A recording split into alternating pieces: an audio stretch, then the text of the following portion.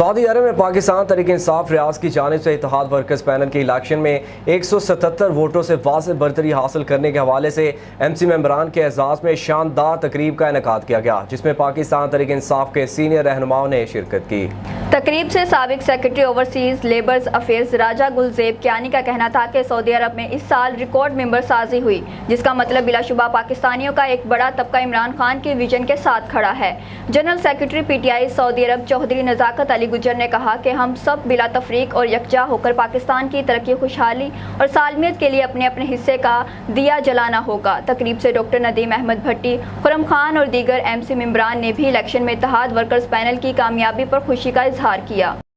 ہم یہ توقع رکھتے ہیں کہ وہ بھی اسی عزم کا اظہار کرے گا کہ جب یہ جیتیں گے